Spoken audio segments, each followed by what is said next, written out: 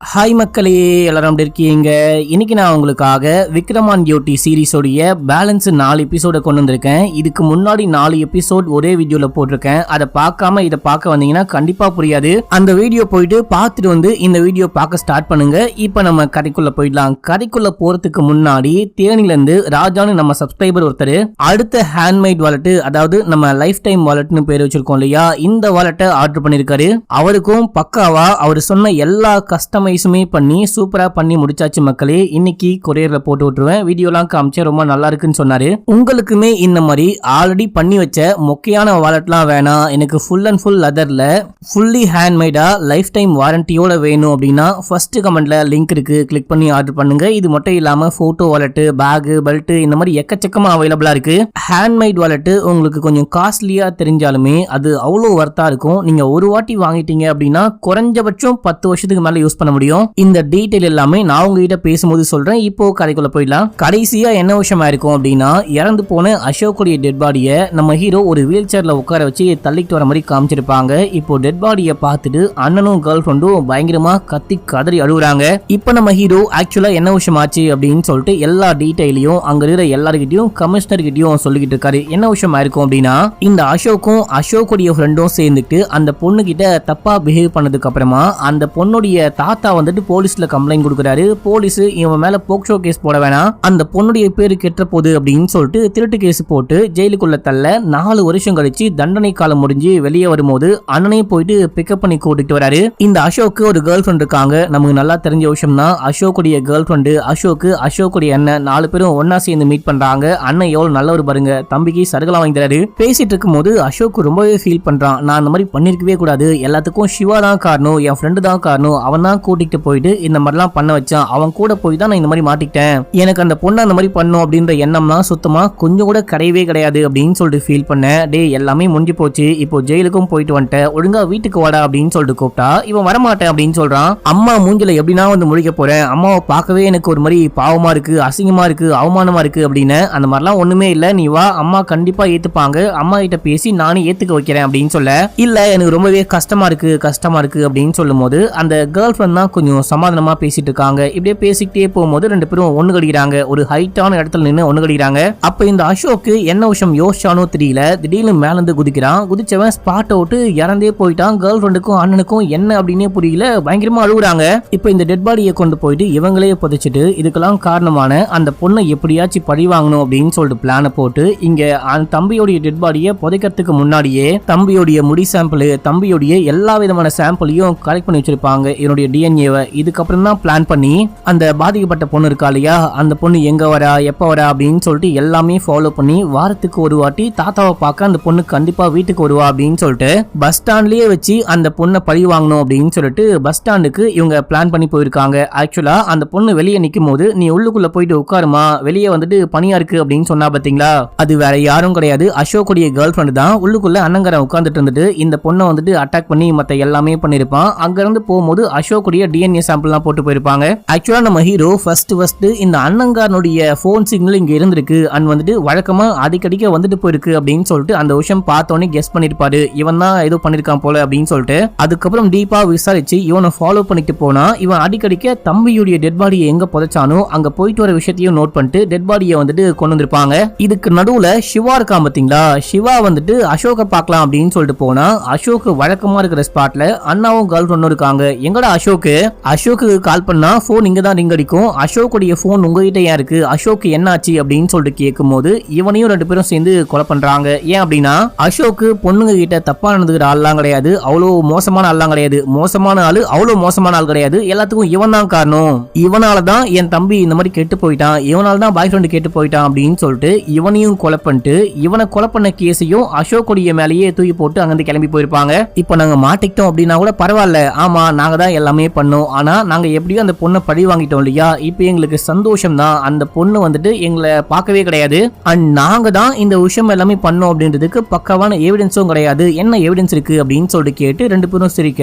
அப்ப நம்ம ஹீரோ கிட்ட போயிட்டு சொல்றாரு, அந்த பொண்ணு கனமுடிச்சிட்டா அண்ட் நீ தான் அந்த பொண்ணு அந்த மாதிரி பண்ண அப்படின்னு சொல்லிட்டு எல்லாமே இந்த பொண்ணு சொல்லிட்டா, இதை வச்சுதான் நான் எல்லாமே கண்டுபிடிச்சேன் அப்படின்னு சொல்றாரு. அவ்வளவுதான், முகமே மாறுது, இவங்களை கூட்டிட்டு போங்க அப்படின்னு சொல்லிட்டு கூட்டிட்டு போக வச்சிட்டாங்க. நம்ம ஹீரோ இந்த கேஸையும் முடிச்சிட்டாரு. அடுத்து நம்ம ஹீரோ ஏதோ ஒரு காஃபி ஷாப் ஷாப்க்கு போகும்போது அங்க அந்த பாதிக்கப்பட்ட விக்டிம் அந்த பொண்ணு பேரு வந்துட்டு ஸ்ரீஷா, அந்த பொண்ணை மீட் பண்றாரு. அந்த பொண்ணு பார்த்தோன்னே பேச ஆரம்பிக்கிறா, நீ கவலையே படாதமா, கேஸே முடிஞ்சு போச்சு. இந்த சம்பவத்துல அந்த சந்தோஷம் அதுக்கப்புறமா அசோக்குடைய கேர்ள் ஃப்ரெண்டையும் ஜெயிலுக்குள்ள போட்டாச்சு. அவங்களால இதுக்கப்புறம் உங்களுக்கு எந்த பிரச்சனையும் வராது. ஆனா அவங்க வந்துட்டு உன் வாழ்க்கையே கெடுத்துட்டேன் அப்படி இப்படின்னு சொல்லிட்டு இருக்காங்க.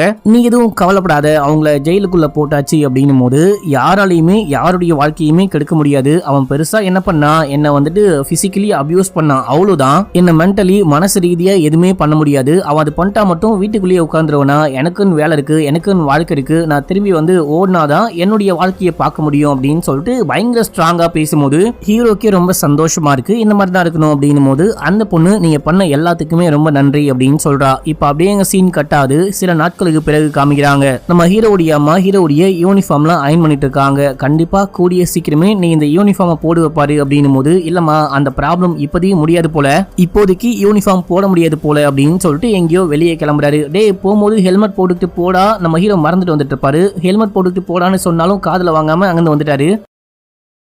இப்படி போற வழியில ஒரு டிராபிக் போலீஸ் பார்த்துட்டாரு. பார்த்துட்டு பின்னாடியே ஃபாலோ பண்ணிட்டு போயிட்டு ஹெல்மெட் எங்க, ஃபைன் கட்டுங்க அப்படின்னும் போது இதே டைம்ல வேதான ஒரு பொண்ணை காமிக்கிறாங்க.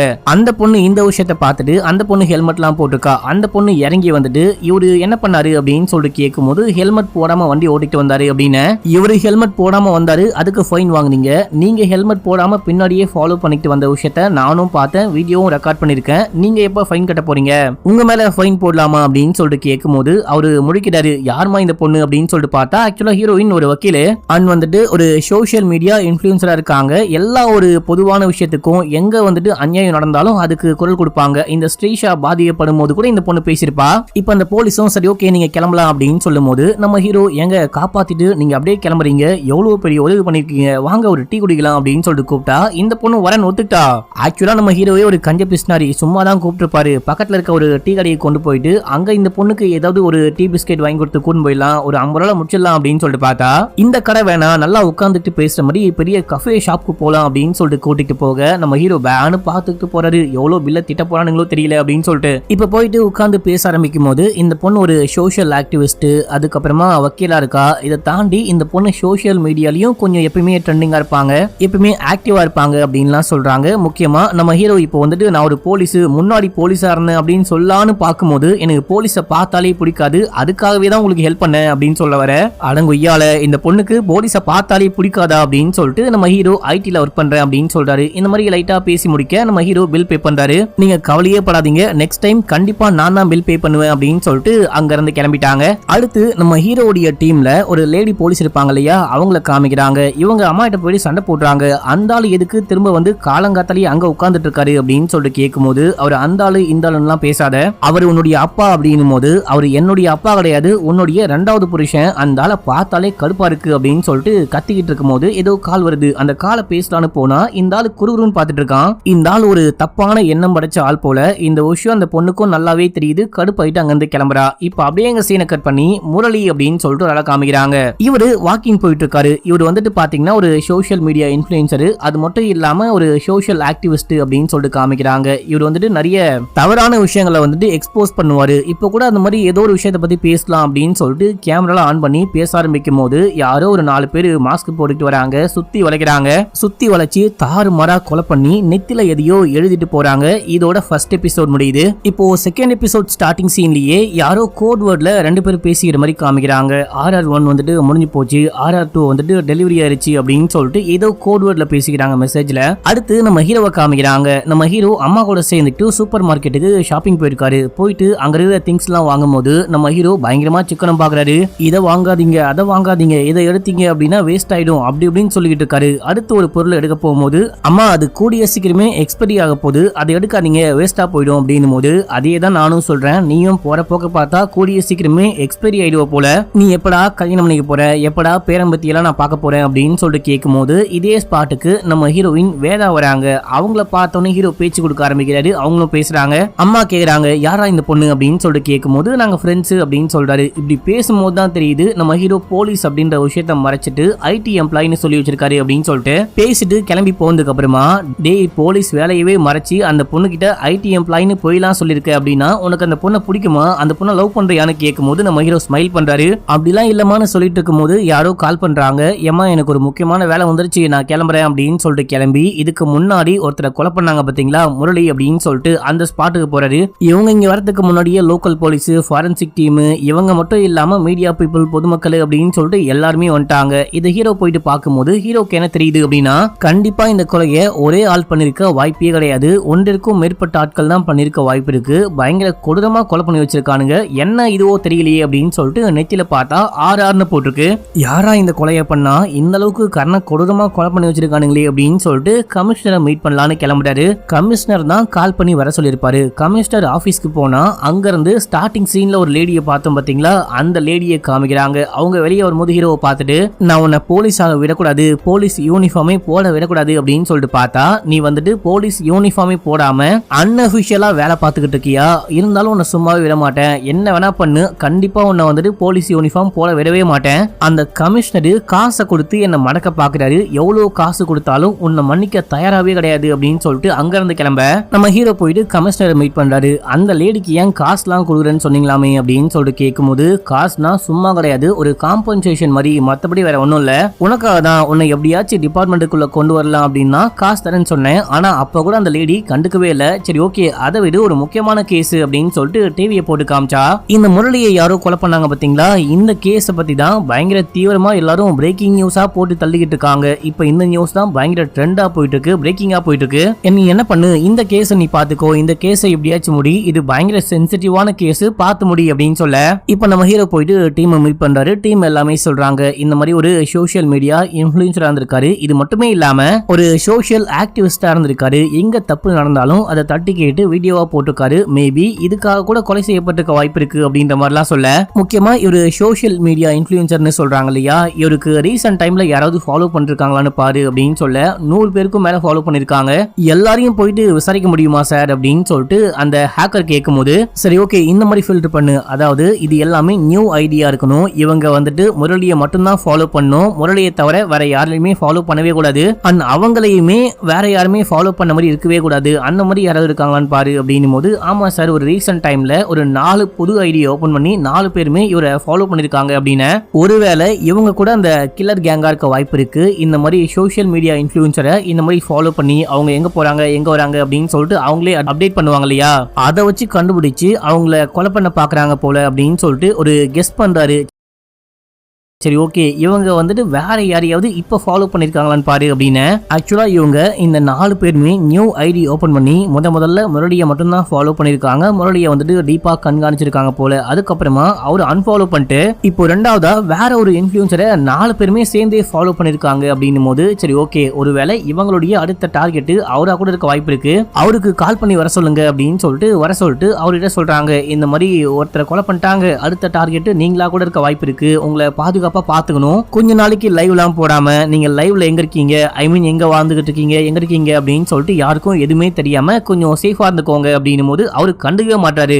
சார் வேற யாரையோ கொலை பண்ணிட்டாங்க அப்படின்றதுக்காக என்ன யாரோ கொலை பண்றாங்க அப்படின்ற மாதிரிலாம் ஏத்துக்கவே முடியாது, ஏன்னா நான் யாருக்கிட்டையும் பிரச்சனை எல்லாம் பண்ணவே கிடையாது, எனக்கு எதிரிகள் யாருமே கிடையாது, எனக்கு பயமும் கிடையாது அப்படின்னு சொல்லிட்டு அவர் கண்டுக்காம கிளம்பிட்டாரு. யாரா இந்த பைத்தியமுச்ச வெட்டுகளி சொன்னாலும் கேட்க மாட்டானே அப்படின்னு சொல்லிட்டு இவருடைய பேரு மோகன், இவர் எங்க போறாரு எங்க வராரு அப்படின்னு சொல்லிட்டு இவருக்கே தெரியாம மப்டில ஆட்களை விட்டு ஃபாலோ பண்ண வைக்கிறாரு. அப்படி வீட்டு வாசல்ல ஆளை போட்டு வைக்க மோகன் எப்படியோ கெஸ் பண்ணிட்டாரு இவரு போலீஸா இருக்க வாய்ப்பு இருக்கு, நம்மள ஃபாலோ பண்றாரு, முன்னாடி பக்கம் போனோம் அப்படின்னா நம்ம வேலை எல்லாத்தையும் டிஸ்டர்ப் பண்ண வாய்ப்பு இருக்கு, நம்ம பின்னாடி பக்கமா தப்பிச்சு போயிடலாம் அப்படின்னு சொல்லிட்டு யாருக்கும் தெரியாம போலீஸ் கண்ணில் மண்ணை தூவிட்டு பின்னாடி வழியா எஸ் ஆயிட்டாரு. இது போலீஸ்க்கு மத்தவங்களுக்குன்னு சொல்லிட்டு யாருக்குமே தெரியாது. இந்த டைம்ல பார்த்தா இவர் வேற எங்கேயோ போய் நின்னுட்டு வீடியோ போட்டுட்டு இருக்காரு, அதுவும் லைவ்ல பேசிட்டு இருக்காரு. இந்த மாதிரி ஏதோ ஒரு நிகழ்ச்சிக்காக போயிட்டு இருக்காரு. போற வழியில கார் ரிப்பேர் ஆயிருச்சா, தான் ரிப்பேர் பண்றதுக்கு மெக்கானிக்கையும் வர சொல்லியிருக்கேன்.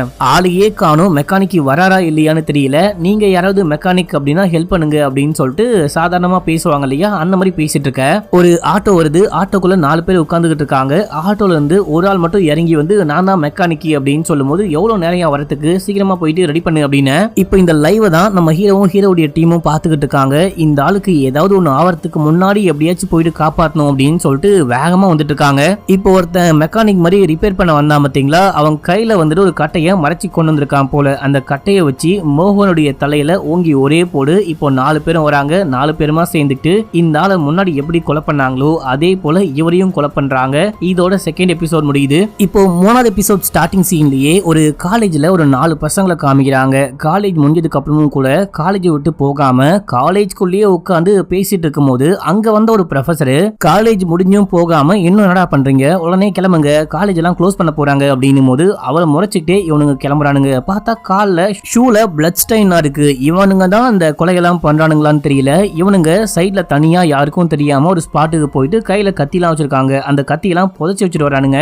இதே டைம்ல நம்ம ஹீரோடைய டீம் ரொம்ப லேட்டா வந்துட்டாங்க. வந்து பார்த்தா இவரு கொலை செய்யப்பட்டிருக்காரு. இதுக்கு முன்னாடி எப்படி அந்த முரளியை கொலை பண்ணாங்களோ அதே பேட்டர்ன், அதே போல தலையில RRன்னு எழுதி வச்சிருக்காங்க. நம்ம மிஸ் பண்ணிட்டோம், நம்ம கொஞ்சம் முன்னாடியே வந்திருக்கணும். இன்னொன்னு நம்ம கொஞ்சம் கவனமா பாத்துறோம் அப்படின்னா மோகன் கண்டிப்பா இறந்து போயிருக்க மாட்டாரு, நம்ம மிஸ்டேக்கும் இருக்கு அப்படின்னு சொல்லிட்டு நம்ம ஹீரோக்கு வெறியாகுது. இப்போ நேரா கிளம்பி ஸ்டேஷனுக்கு போயிட்டாங்க. ஸ்டேஷனுக்கு போயிட்டு இப்போ இந்த இறந்து போன 2 பேருக்கும் ஏதோ கண்டிப்பா ஒரு கனெக்ஷன் இருக்கு. அந்த கனெக்ஷனை கண்டுபிடிக்கணும். அது என்ன கனெக்ஷன் கண்டுபிடிச்சோம் அப்படின்னாலே நம்ம கண்டிப்பா கொலைகாரனை கண்டுபிடிக்க முடியும்னு நினைக்கிறேன். நீ முதல்ல அந்த கனெக்ஷன் என்னன்னு பாரு, 2 பேருக்கும் காமனா ஏதாவது மேட்ச் ஆகுதான்னு பாரு அப்படின்னு சொல்லிட்டு ஹேக்கர் கிட்ட சொல்ல அவரும் செக் பண்ணி எதையோ கண்டுபிடிக்கிறாரு. என்ன விஷயம் அப்படின்னா, இந்த ரியல் எஸ்டேட் மாஃபியாலாம் இருப்பாங்க இல்லையா, அதாவது ரியல் எஸ்டேட் பண்றேன், அது வாங்குறேன், இது வாங்குறேன், நான் அபார்ட்மெண்ட்டை சேல் பண்றேன், லேண்டை சேல் பண்றேன் அப்படின்னு சொல்லிட்டு மக்களை ஏமாத்தவே ஒரு கூட்டம் இருக்கும் பாத்தீங்களா. அதனால நிறைய மக்கள் பாதிக்கப்பட்டிருக்காங்க. அதை எதிர்த்து சில பேர் வீடியோ போட்டிருக்காங்க. அதுல இவங்க 2 பேருமே, முரளியும் சரி, 2வதா கொலை செய்யப்பட்ட மோகனும் சரி, அதை பத்தி பயங்கரமா வீடியோஸ் எல்லாம் போட்டிருக்காங்க. இவங்க வீடியோ நல்லா ட்ரெண்டிங்காவே போயிருக்கு அப்படின்னும் போது சரி, இதே போல வேற யாரெல்லாம் வீடியோ போட்டிருக்காங்க, யாரெல்லாம் அதிகமா ட்ரெண்ட் ஆனாங்க, யாரெல்லாம் யாருடைய வீடியோலாம் அதிகமா பேசப்பட்டுச்சோ அவங்க எல்லாரையும் ஃபில்டர் பண்ணு. இன்னொன்னு, இந்த ஐடி அடுத்து யாரை ஃபாலோ பண்ணுது அப்படின்னு சொல்லிட்டு பாரு. இந்த 4 ஐடியும் ஒரே டைம்ல அடுத்து யாரை ஃபாலோ பண்ணுதோ அவங்க தான் அடுத்த டார்கெட், கண்டுபிடி அப்படின்னு சொல்லும் போது இதே டைம்ல ஹீரோயின் கால் பண்றாங்க. கால் பண்ணி உங்க ஆபீஸ்க்கு வெளியே தான் நின்னுகிட்டு இருக்கேன், நீங்க உள்ளுக்குள்ள இருக்கீங்களா இல்ல லீவானு கேட்கும் போது ஒரு செகண்ட் வெயிட் பண்ணுங்க, நான் வரேன் அப்படின்னு சொல்லிட்டு நம்ம ஹீரோ தான் ஐடி கம்பெனிலேயே வேலை பார்க்கலையே, போலீஸ் ஆச்சு, இவரு அடிச்சு புடிச்சு இங்க இருந்து கிளம்பி போயிட்டு அந்த பொண்ணை கூப்பிட்டு ஒரு காஃபி ஷாப் போறாரு. என்னைய எவ்வளவு தூரம் கூட்டிட்டு வந்தீங்க, நீங்க வந்துட்டு உள்ளுக்குள்ளேயே கூட்டு போயிருக்கலாமே அப்படின்னும் போது ஆக்சுவலா உள்ளுக்குள்ள கேன்டீன்ல எதுவுமே கிடையாது, சரியா இருக்காது, அதான் உங்களுக்கு நல்ல காஃபியா வாங்கி கொடுக்கணும் அப்படின்னு சொல்லிட்டு இங்க கூட்டிட்டு வந்தேன்னு மனுஷன் பயங்கரமா வளர்றாரு. இப்படியே உட்காந்து பேசிட்டு இருக்கும் போது இந்த டைம்ல ஹேக்கர் கால் பண்றான். ஒரு முக்கியமான கால், ஒரு செகண்ட் மட்டும் வெயிட் பண்ணுங்க அப்படின்னு சொல்லிட்டு போயிட்டு பேச ஆரம்பிக்கும் போது அடுத்து இந்த 4 ஐடியும் யாரை ஃபாலோ பண்ணுது அப்படின்னு சொல்லிட்டு கண்டுபிடிச்சிட்டான்னு போட்டோ ஐடிலாம் அனுப்பிச்சு விட பார்த்தா அது இந்த வேதா ஹீரோனுடைய ஐடி தான். ஹீரோனுடைய ஐடியை தான் ஃபாலோ பண்ணிருக்காங்க அப்படின்னும் போது அடுத்த டார்கெட் ஹீரோயின் தான் போல அப்படின்னு சொல்லிட்டு ஹீரோ ஷாக் ஆகுறாரு. நம்ம ஹீரோயின் ஒரு வக்கீல், அது மட்டும் இல்லாம சோஷியல் மீடியா இன்ஃப்ளூயன்சர், இது மட்டும் இல்லாம சோஷியல் ஆக்டிவிஸ்ட் அப்படின்னு சொல்லிட்டு பார்த்தோம் இல்லையா, அதனால இவங்களும் வீடியோ போட்டிருப்பாங்க. அந்த பொண்ணு இப்போ என் கூட தான் இருக்கா, நான் என்ன விஷயம்னு பாக்குறேன், நீங்க வந்துட்டு இன்னும் கொஞ்சம் டீடைலா எல்லாமே கண்டுபிடிங்க அப்படின்னு சொல்லிட்டு போனை கட் பண்ண. இப்ப அந்த பொண்ணு கிட்ட பேசி முடிச்சதுக்கு அப்புறமா அந்த பொண்ணு கிளம்புறா. அந்த பொண்ணுடைய பாதுகாப்புக்காக இவனுங்க எங்க வேணா வந்து எப்படி வேணா கொலை பண்ண வாய்ப்பு இருக்கு அப்படின்னு சொல்லிட்டு பொறுமையா பின்னாடியே ஃபாலோ பண்ணிட்டு போக அந்த பொண்ணு பாக்குறா, பரவாயில்லையே மனுஷன் ரொம்ப நல்லவனா இருக்கான், நம்ம பாதுகாப்புக்காக பின்னாடியே ஃபாலோ எல்லாம் பண்ணிட்டு வரானே அப்படின்னு சொல்லிட்டு அந்த பொண்ணு வீட்டுக்கு போயிட்டு வெக்கலாம் பட்டு இருக்கா. இதே டைம்ல நம்ம ஹீரோடைய டீம் வந்துட்டாங்க. இப்ப நம்ம என்ன பண்ண போறோம் அப்படின்னு சொல்லிட்டு கேட்கும் போது ஆக்சுவலா அந்த பொண்ணுக்கு போலீஸையே பிடிக்காது. நம்ம நேரா உள்ளுக்குள்ள போயிட்டு, நாங்க போலீஸ், உங்க உயிருக்கே ஆபத்து இருக்கு, நாங்க உங்களுக்கு பாதுகாப்பு கொடுக்குறோம் அப்படின்னா கண்டிப்பா அந்த பொண்ணு ஏத்துக்க வாய்ப்பே கிடையாது, திட்டி அமுச்சு விட்டுருவா அப்படின்னு. அதெல்லாம் நான் பாத்துக்கிறேன், நம்ம கண்டிப்பா போயிட்டு சொல்லியே ஆகணும், நான் போயிட்டு பேசிட்டு வரேன் அப்படின்னு சொல்லிட்டு கான்ஸ்டபிள் உள்ளுக்குள்ள போக நம்ம ஹீரோ கால் பண்றாரு. போனை கட் பண்ணாம உள்ளுக்குள்ள போ, அந்த பொண்ணு என்ன சொல்றா என்ன பேசுறான்னு நானும் பார்க்கணும், நானும் கேட்கணும் அப்படின்னும் போது இவரும் போனை கட் பண்ணாம உள்ளுக்குள்ள போறாரு. இதே டைம்ல உள்ளுக்குள்ள அந்த பொண்ணுடைய அப்பா உட்காந்து டிவி நியூஸ்ல இந்த மாதிரி 1 by 1 2 பேரை கொலை பண்ணிட்டாங்க, இவங்க 2 பேருமே ஃபேமஸான யூடியூபர், சோஷியல் இன்ஃப்ளூயன்சர் அப்படின்னு சொல்லிட்டு இருக்க. அப்போ வேதாவும் பாக்குறாங்க, ஆக்சுவலா இவங்களை எனக்கு நல்லாவே தெரியும், நாங்க எல்லாருமே சேர்ந்துட்டு ஒரு முக்கியமான விஷயத்துக்காக வீடியோலாம் போட்டோம் அப்படின்னு. இப்போ இந்த மாதிரி 2 பேர் இறந்து போயிட்டாங்க அப்படின்னா அடுத்த டார்கெட் நம்மளா இருப்போமோ அப்படின்னு சொல்லிட்டு இந்த பொண்ணுக்கு லைட்டா பயமா இருக்கு. ஆனா அந்த பயத்தை வெளியே காமிச்சிக்கல, அப்பாட்டையும் சொல்லவே இல்ல. இப்போ கான்ஸ்டபிள் உள்ளுக்குள்ள போயிட்டு ஒரு முக்கியமான விஷயமா பேசணும் அப்படின்னும் போது நீங்க யாரு அப்படின்னு சொல்லிட்டு ஹீரோயின் கேட்க, இந்த மாதிரி நான் போலீஸ், ஏற்கனவே 2 பேரை கொலை பண்ணிட்டாங்க, அடுத்த டார்கெட் நீங்களா இருப்பீங்களோ அப்படின்னு சொல்லிட்டு எங்களுக்கு ஒரு டவுட், நீங்க வீடியோலாம் போடாதீங்க, போஸ்ட்லாம் போடாதீங்க, கொஞ்ச நாளைக்கு சோஷியல் மீடியால ஆக்டிவா இல்லாம இருங்க, அண்ட் நாங்களும் உங்களுக்கு பாதுகாப்பு கொடுக்குறோம் அப்படின்னும் போது நீங்க சொன்னா நான் வீடியோலாம் போடக்கூடாதா, நான் வீடியோலாம் போடாம இருக்க மாட்டேன், அண்ட் என்னுடைய உயிரை பார்த்துக்க எனக்கு நல்லாவே தெரியும், நீங்க முதல்ல போங்கன்னு செமையா கத்திக்கிட்டு இருக்க. இந்த பக்கம் ஹீரோவும் ஹீரோடைய டீமும் சிரிச்சுக்கிட்டு இருக்காங்க. இவர் வெளியே ஓடியே வந்துட்டாரு. சார் நீங்க சொன்னது கரெக்ட் தான், நான் போலீஸ்னு சொன்னோனே அந்த பொண்ணு பஜாரி மாதிரி கத்திக்கிட்டு இருக்கா அப்படின்னு. யோ இதே தானே நானும் சொன்னேன். சரி ஓகே, அந்த பொண்ணு போலீஸ் பாதுகாப்பெல்லாம் ஏத்துக்க மாட்டா அப்படின்னு சொல்லிட்டு எனக்கு நல்லாவே தெரியும், அந்த பொண்ணு கேட்டாலும் கேட்கல அப்படின்னாலும் நம்ம கண்டிப்பா பாதுகாப்பு கொடுத்தே ஆகணும், அந்த பொண்ணுக்கு தெரியாமலே பாதுகாக்கலாம், இப்போதைக்கு இங்கேயே ஸ்டே பண்ணலாம், வெளியே போன அப்படின்னா பின்னாடியே போலாம், நம்ம வந்துட்டு தூங்காம கொள்ளாம மாத்தி மாத்தி பாதுகாக்கலாம் அப்படின்னு சொல்லிட்டு பேசிட்டு இருக்கும் போது அந்த 4 கொலைகாரங்கள ஒரு பையன் இவங்களை கிராஸ் பண்ணி போறான். இவன் தான் கொலைகாரன் அப்படின்னு சொல்லிட்டு இவங்களுக்கு தெரியாது இல்லையா, இவங்க அமைதியா நின்னுகிட்டு இருக்காங்க. நீங்க நைட்டு முழுக்க பாதுகாப்புலாம் கொடுக்குறாங்க. ஆனா காலையில விடிஞ்ச உடனே ஹீரோயின் எங்கேயோ கிளம்புறாங்க. ஹீரோயின் போன விஷயத்த யாரும் பெருசா பார்க்கல, தூங்கிட்டு இருப்பாங்க. நம்ம ஹீரோ தான் லைட்டா பாக்குறாரு, அந்த பொண்ணு கிளம்புறா அப்படின்னு சொல்லிட்டு பின்னாடியே ஃபாலோ பண்ண. இந்த டைம்ல ஹேக்கர் ஒரு விஷயத்த சொல்றாரு, என்னன்னா அந்த 4 ஐடியும் இப்போ வேற ஒரு பொண்ணை ஃபாலோ பண்ணுது. யாரனா நம்ம கமிஷனருடைய பொண்ணு சிவானிய அப்படின்னு சொல்லும் போது இப்போ இவங்களுக்கு பயங்கரமான ஷாக்கு, கமிஷனருடைய பொண்ணையா அப்படின்னு சொல்லிட்டு இப்போ கமிஷனருடைய பொண்ணையும் காமிக்கிறாங்க. இவங்க ஏதோ ஒரு புக் ஷாப் போயிருக்காங்க, அங்க போயிட்டு புக்கெல்லாம் பார்த்துக்கிட்டு இருக்கும் போது எவனோ ஒருத்தன் ஹூடி போட்டுட்டு இந்த பொண்ணை ஃபாலோ பண்ணிட்டு வரான்னு காமிச்சு இந்த 3வது எபிசோடையும் முடிக்கிறாங்க. ஆக்சுவலா இது 7வது எபிசோட் மக்களே. அடுத்து 8வது எபிசோடைய ஸ்டார்டிங் சீன்லயே நம்ம ஹீரோவும் அந்த இன்னொரு போலீஸும் சேர்ந்துட்டு இங்க இருந்து கிளம்பி சிவானியை காப்பாத்தலாம், சிவானியை ஃபாலோ பண்றாங்க அப்படின்னா கமிஷனருடைய பொண்ணை கொலை பண்ண வாய்ப்பு இருக்கு அப்படின்னு சொல்லிட்டு நேரா கிளம்பி அந்த புக் ஷாப்புக்கு போறாங்க. போனா அங்க ஒருத்தன் ஹூடிலாம் போட்டுட்டு இந்த பொண்ணை பின்னாடியே ஃபாலோ பண்ணிட்டு இருக்க. நேரா போயிட்டு அவனை பிடிச்சி யாரா நீ அப்படின்னு சொல்லிட்டு விசாரிக்க ஆரம்பிக்கும் போது அந்த பொண்ணு பார்த்துட்டு அந்த பையனை விடுங்க, அந்த பையன் என் ஃப்ரெண்டு தான், அவனும் நானும் சேர்ந்துட்டு தான் இங்க ஷாப்புக்கு வந்தோம் அப்படின்னும் போது இப்போ இந்த பொண்ணு கிட்ட எல்லாமே சொல்லி கொஞ்சம் பாதுகாப்பா இருங்க அப்படின்னு சொல்லிட்டு, ஆமா உங்க செக்யூரிட்டி கார்டுங்க அப்படின்னு சொல்லிட்டு கேட்கும் போது அந்த ஆள் நல்லா குரட்டை விட்டு தூங்கிட்டு இருக்காரு, அவரை எழுப்பி கூட அமுச்சு விடுறாங்க. இதே டைம்ல நம்ம ஹீரோயினையும் சும்மா விடாம நம்ம ஹீரோயினை ஃபாலோ பண்றதுக்கு ஒரு டீம் ஹீரோ அமுச்சு வச்சிருக்காரு. அவங்கள ஃபாலோ பண்ணிட்டு போனா நம்ம ஹீரோயின் கிளம்பி ஒரு டெத் வீட்டுக்கு போறாங்க. தெரிஞ்சவங்க யாரும் இறந்து போயிட்டாங்க போல. போயிட்டு டெட் பாடிக்கு மாலையெல்லாம் போட்டு சொந்தக்காரங்க கிட்ட பேசிட்டு அங்க இருந்து ஆறுதல் சொல்லிட்டு அதுக்கப்புறமா கிளம்புறாங்க. கிளம்புனா வண்டி ஸ்டார்ட் ஆகல. ஆக்சுவலா நம்ம ஹீரோவுடைய டீமை டைவர்ட் பண்ணி விட்டு இந்த 4 பேரும் சேர்ந்துட்டு நம்ம ஹீரோயினை கொலை பண்றதுக்காகவே இங்க வந்திருக்கானுங்க மக்களே. இங்க வந்து வண்டியுடைய ஒயர்லாம் கட் பண்ணி விட்டானுங்க. இந்த பொண்ணு வண்டியை தள்ளிட்டு போவா, பின்னாடியே ஃபாலோ பண்ணிட்டு போயிட்டு சரியான சமயமா பார்த்து கொலை பண்ணிடலாம் அப்படின்னு சொல்லிட்டு ஃபாலோ பண்ணிட்டு போனா போற வழியில போலீஸ் இருக்காங்க பாத்தீங்களா, இவங்க மப்டியில வேற வேற வேஷம் போட்டுக்கிட்டு இருக்காங்க. அங்க இருந்த அந்த வாக்கி டக்கி கீழே ஒழுகுது. இதை பார்த்துட்டு கொலை பண்ண வந்தவன் உசாராயிட்டான். போலீஸ் இருக்காங்க, பிளான் கேன்சல் அப்படின்னு சொல்லிட்டு அமைதியா போறானுங்க. போற வழியில கத்தியை யாராவது பார்த்து நம்மள புடிச்சிட போறானுங்க அப்படின்னு சொல்லிட்டு கத்திய குப்பத்தொட்டில போட்டு அங்க இருந்து கிளம்ப. இப்ப நமக்கு ஜெயில புதுசா ஒரு ஆளை காமிக்கிறாங்க. இந்த ஆளுங்க இருக்க போலீஸ் எல்லாம் பயங்கரமா கலாய்க்கிறாங்க. கக்கூச கழுவும் போது இந்த கைதியை மட்டும் கூட்டு போயிட்டு விட்டோம் அப்படின்னா அவன் பினாயில் கூட யூஸ் பண்ணாம நல்லா பயங்கரமா கழுவான் அப்படின்னு சொல்லிட்டு கலாய்க்க. இந்த கைதி முறைச்சு பார்த்துக்கிட்டு உள்ளுக்குள்ள போனா அங்க இருக்கிற எல்லா கைதியும் வணக்கம் வைக்கிறாங்க. இந்த ஆளை பார்த்து பயப்படுறாங்க. இந்த ஆள் யாருக்கும் தெரியாம தனியா போயிட்டு போன் யூஸ் பண்றான், போன்லாம் பேசுறான் அப்படின்னு சொல்லிட்டு காட்டுறாங்க. இப்ப அப்படியே எங்க சீன் கட் பண்ணி நம்ம ஹீரோடைய ஆபீஸ்ல காமிக்கிறாங்க. அந்த கொலைகாரனுங்க வந்துட்டு சிவானியை கொலை பண்ற மாதிரி அந்த ஃபாலோ எல்லாம் பண்ணி நம்மள டைவர்ட் பண்ணிட்டு கண்டிப்பா வேதாவை கொலை பண்ண ஃபாலோ பண்ணிருப்பாங்க. அது யாருன்னு கண்டுபிடிக்கணும், அந்த கொலைகாரனுங்க யாருன்னு கண்டுபிடிக்கணும் அப்படின்னு சொல்லிட்டு நம்ம ஹீரோ தெரிஞ்ச ஒரு ஃப்ரெண்டு கிட்ட சொல்லி ஒரு ட்ரோன் கேமரா மூலமா ஹீரோயினை ஃபாலோ பண்ண வச்சிருப்பாரு. அங்க இருக்கிற எல்லாத்தையும் ரெக்கார்டும் பண்ணிருப்பாரு. கொலைகாரனுங்க வந்தானுங்க அப்படின்னா ஒண்ணு கொலை பண்றவானுங்க, கொலை பண்ண ட்ரை பண்ணுவாங்க. அப்படி ட்ரை பண்ணும்போது போலீஸ் பிடிச்சிருவாங்க. இல்ல போலீஸை பார்த்துட்டு அவங்க கொலை பண்ணாம போயிட்டாங்க அப்படின்னா அவங்களை கண்டுபிடிக்கணும் அப்படின்னா ட்ரோன் கேமராவையே அமுச்சு விட்டுருப்பாரு, அந்த ஆள் அமுச்சு விட்டுருப்பாரு. இப்போ எல்லாமே ரெக்கார்டா இருக்கான். அந்த ரெக்கார்டை போட்டு பார்க்கும்போது யாரும் 4 பேரு குப்பத்தொட்டில ஏதோ போட்டு போறானுங்க அப்படின்னு சொல்லிட்டு ரெக்கார்டா இருக்கு. இது ஒரு மாதிரி அன்யூஷுவலா இருக்கு அப்படின்னு சொல்லிட்டு அந்த குப்பை தொட்டிக்குள்ள என்ன விஷயம் இருக்கு போயிட்டு கொண்டு வாங்கன்னு சொல்லிட்டு கான்ஸ்டபிள் அமுச்சு விட இவரு குப்பைக்காரு மாதிரி போயிட்டு பார்க்கும்போது உள்ளுக்குள்ள கத்தி இருக்கு. அந்த கத்தியெல்லாம் கொண்டு வர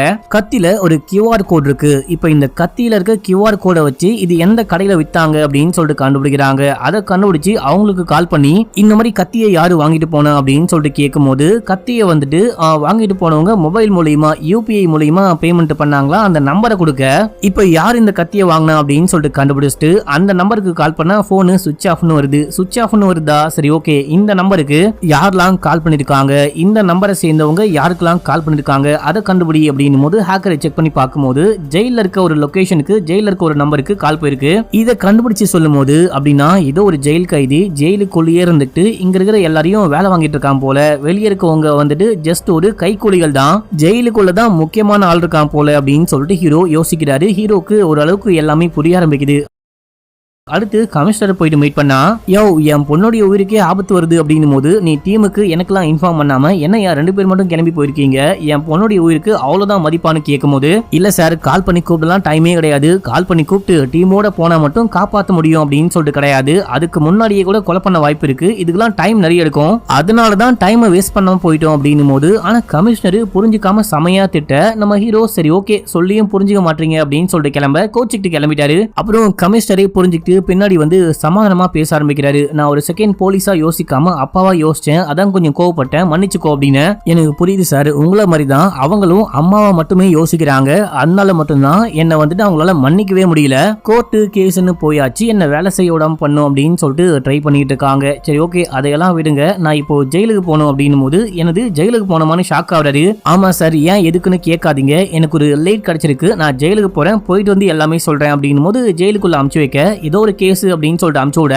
நம்ம ஹீரோ ஜெயிலுக்குள்ள வராரு. செல்லுக்குள்ள போடுறாங்க. செல்லுக்குள்ள போலீஸ் அப்படின்ற மாதிரிலாம் காமிச்சிக்காம ஒரு சாதாரண கிரைம் பண்ணிட்டு வந்த ஒரு கைதி மாதிரி காமிச்சுக்கிறாரு. கூட ஒருத்தன் உட்காந்துட்டு இருக்கான். அவங்கிட்ட புலம்புறாரு, என்னுடைய அப்பாவுடைய எல்லா சொத்தையும் சித்தப்பா ஆட்டையை போட்டாரு, அந்த ஆளை எப்படியாச்சும் கொலை பண்ண ட்ரை பண்ணா அதுக்குள்ள மாட்டிக்கிட்டேன், நான் மாட்டினாலும் பரவாயில்ல, எப்படியாச்சும் அவனை கொலை பண்ணும் அப்படின்னும் போது கொலை பண்ண நம்ம ஜெயிலுக்குள்ளேயே ஒரு ஆள் இருக்கான், அந்த ஆள் கிட்ட பேசி காசை கொடுத்த அப்படின்னா கச்சிதமா வேலையை முடிச்சு விட்டுருவான், நீ வேணா போயிட்டு அந்த ஆளை மீட் பண்ண கூட நானே ஏற்பாடு பண்றேன் அப்படின்னு நம்ம ஹீரோ ஏற்பாடுலாம் பண்ணிட்டு அந்த ஆளை மீட் பண்ணலான்னு போனா அந்த ஆளையே யாரோ கொலை பண்ணி போட்டு வச்சிருக்காங்க. இதை பார்த்துட்டு ஹீரோ ஷாக் ஆகுறாரு. இதோட இந்த 8வது எபிசோட முடியுது மக்களே. இது வரைக்கும் நம்ம இந்த சீரீஸ்ல 8 எபிசோட் பார்த்திருக்கோம். இதுவுமே பாதியா முடிச்சிருக்காங்க, அடுத்த பார்ட்டும் வரும் அப்படின்ற மாதிரி காமிச்சு இந்த சீரீஸோடைய அடுத்த பார்ட்டுக்கு யாரெல்லாம் வெயிட் பண்றீங்க அப்படின்னு சொல்லிட்டு மறக்காம கமெண்ட்ல சொல்லுங்க. இன்னமும் சப்ஸ்கிரைப் பண்ணாம பாக்குறீங்க அப்படின்னா பண்ணிக்கோங்க, லைக் பண்ணுங்க. லைக் பண்ணும்போது ஹைப்னு ஒரு ஆப்ஷன் வரும், மறக்காம அந்த ஹைப்பையும் கிளிக் பண்ணுங்க. ஓகே மக்களே, பாய்.